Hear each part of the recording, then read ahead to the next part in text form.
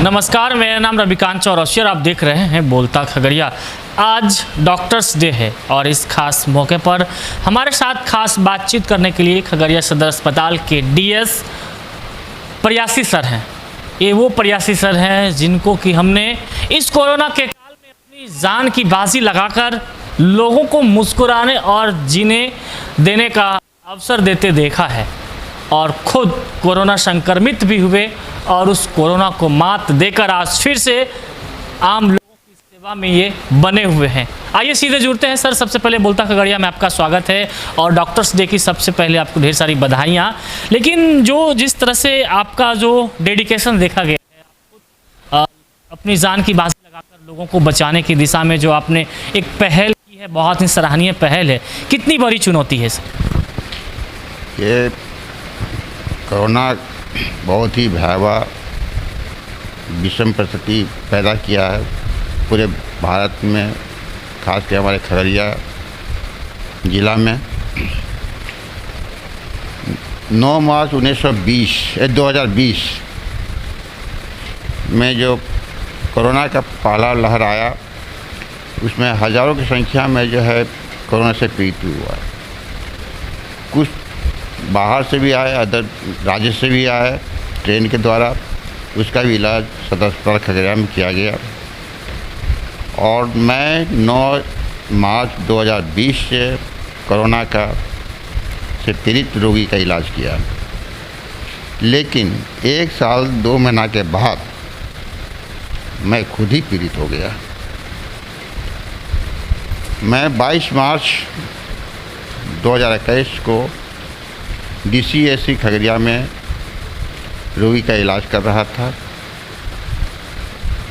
उसी समय हमारे 2 डॉक्टर कोरोना से पीड़ित हो गए, पॉजिटिव हो गए। वो मुझसे कहा कि सर, मैं कोरोना पॉजिटिव हो गया हूँ, मैं काज करने में असमर्थ हूँ।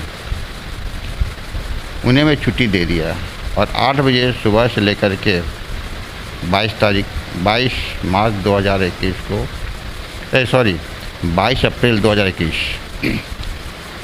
को मैं उन्हें छुट्टी दे दिया और 8 बजे सुबह से लेकर के 4 बजे शाम तक मैं कोरोना पीड़ित का इलाज करता रहा। जब मैं शाम में घर गया, खाना खा के 12 बजे रात को मैं सोया, तो मुझे काफ़ी देह हाथ में दर्द होने लगा। हाई फीवर हो गया और चेतना की अवस्था में पहुंच गया था। सुबह जब मैं उठा तो मेरा परिवार भयभीत हो गया। वो सदर अस्पताल से LT को बुलाया, मेरा जांच कराया गया तो कोरोना पॉजिटिव सीवियर गंभीर रूप में से उत्पन्न हुआ और मैं अपने घर में ही जो है अपना इलाज कराना शुरू किया। मेरे साथ साथ मेरा लड़का, मेरी भतीजी, छोटा भाई और उनकी पत्नी, 5 आदमी कोरोना पॉजिटिव हो गए थे। पूरा परिवार संक्रमित हो गया? पूरा परिवार ही संक्रमित हो गए और मैं तो खुद ही जंग हारने को था। लेकिन जिला पदाधिकारी खगड़िया ने मुझे आश्वासन दिया, आत्मबल दिया और मैं फिर संघर्ष करना शुरू किया। इस प्रकार से 18 दिन के बाद जो है मैं नेगेटिव हुआ हूँ। 18 दिन तक लगे उस जंग को जो है जीतने में। लेकिन जिस वक्त से आपने कोरोना के मरीजों का इलाज करना शुरू किया, उस वक्त भी हमारी बातचीत आपसे होती थी तो अपने घर में भी पराये जैसा आपको खुद को अलग करना पड़ता था फैमिली मेम्बर से। उस वक्त भी आपकी आंखों में आंसू को हमने देखा है। वो पल कितना भावुकता पैदा करता है, भावुक पल कितना होता है? देखिए, अपने परिवार से अलग रहना बहुत ही दुखद है। यदि आप बाहर हैं और अलग हैं तो कोई बात नहीं, लेकिन घर में रहकर अपने बच्चे से, अपनी पत्नी से अलग रह कर के अलग जगह पर सोना, ये भय रहता था कि मैं कहीं पॉजिटिव हो गया तो मेरे पूरे परिवार को भी पॉजिटिव हो सकता है, इसलिए मैं अलग रहता था। सर, ये कोई एक दिन की बात नहीं है, ये तो कंटिन्यू कई महीनों तक ऐसा जो है दिन देखने को मिला। हाँ, लगभग 1 साल 2 महीना तो जरूर मैं अलग रहा। अपने परिवार से, अपने घर में रह कर के भी? घर में रह कर ही मैं अलग रहता था।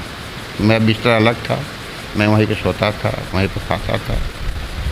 मैं अपने परिवार को अपने से सटने नहीं दिया कभी। इस कोरोना के काल में जिस तरह से डॉक्टरों पर एक अलग जिम्मेदारी आई, समाज को बचाने की, लोगों को जीने और मुस्कुराने देने का जो अवसर देने का जो मौका मिला है, इस मौका में कैसे देखते हैं कि किस तरह से खगड़िया डीएससी की बात करें, डीसीएससी की, उसमें कितने ऐसे लोगों की ज़िंदगी को वापस लौटाने में आप लोग सफल हो पाएँ? लगभग 1000-1500 से कम को मेरे डॉक्टर, मेरा कर्मचारी सभी जी जान से कोरोना को मात देते हुए उस सारे रोगियों का इलाज कर जीवन दान दिया है।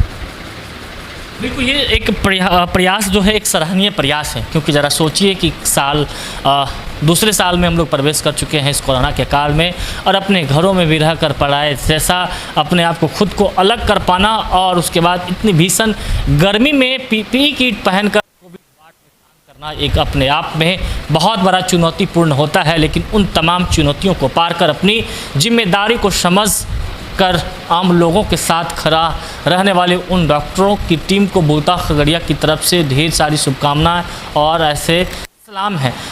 लेकिन हम एक बात और करेंगे कि सर, जिस तरह से जो तीसरी लहर है, इसके भी आने की आशंका जताई जा रही है, और इस कोरोना की लड़ाई में जो एक वैक्सीन को लेकर के तमाम वो अफवाहें फैली है मार्केट में, बाज़ार में, और जो शहर के अकॉर्डिंग जो ग्रामीण क्षेत्र में आज भी लोग वैक्सीन नहीं ले रहे हैं कि वैक्सीन लेंगे तो मर जाएंगे, वैक्सीन ले लेंगे तो नपुंसक हो जाएंगे, वैक्सीन ले लेंगे तो कोई चिप इसके अंदर सेट ना हो जाए, वैक्सीन ले लेंगे तो आगे चल कर के परेशानी ना हो जाए।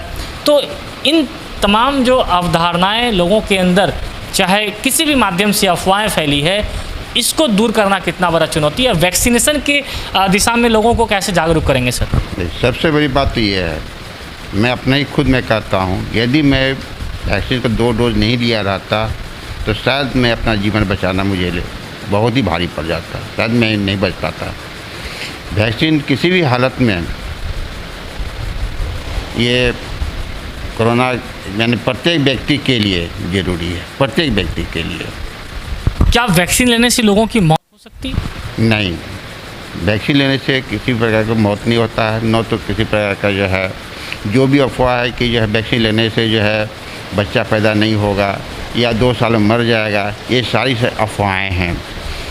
कोरोना से यदि बचना है तो सिर्फ और सिर्फ एक ही उपाय है, वो है वैक्सीनेशन। तीसरी लहर को लेकर क्या कुछ तैयारियां हैं?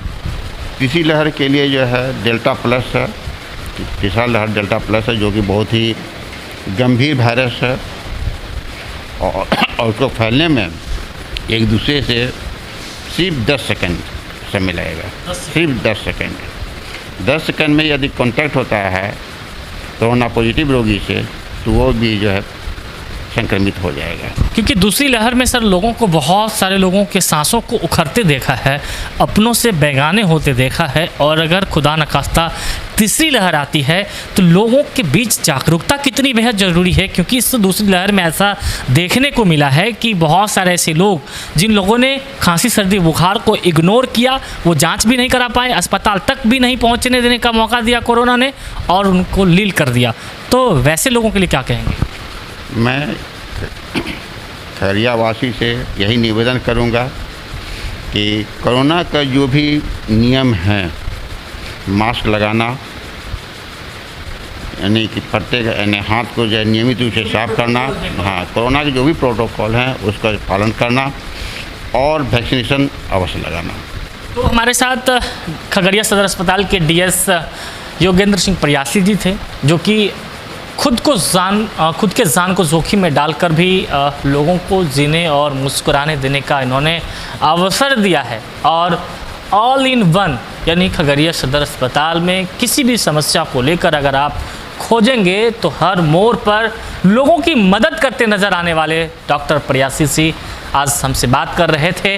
और आज डॉक्टर्स डे पर इन्हें ढेर सारी शुभकामनाएं और बधाई है, और ये हमेशा स्वस्थ रहें ताकि आम लोगों की ज़िंदगी ताज़ी भरी और खिलखिलाती मुस्कुराती रहे। बहरहाल अब तक के लिए इतना ही। अगर हमारे चैनल को अब तक सब्सक्राइब नहीं किए तो सब्सक्राइब कर लीजिए, फेसबुक पर देख रहे हैं तो पेज लाइक कर लीजिए, ताकि हर छोटी बड़ी अपडेट आप तक सबसे पहले पहुँचे।